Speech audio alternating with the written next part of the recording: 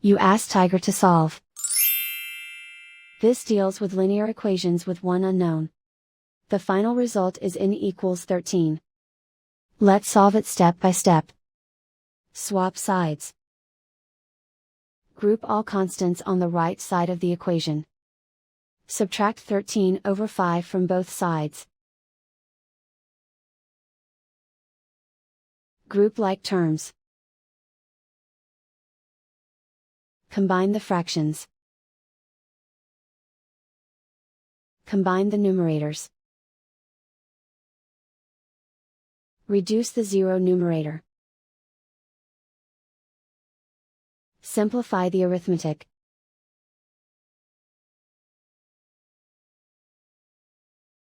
Isolate the n. Multiply both sides by inverse fraction 5 over -1.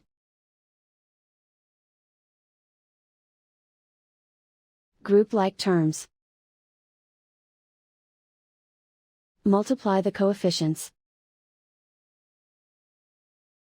Simplify the arithmetic.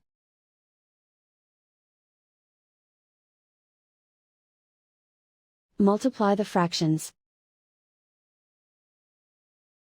Simplify the arithmetic. And so the final result is n equals 13.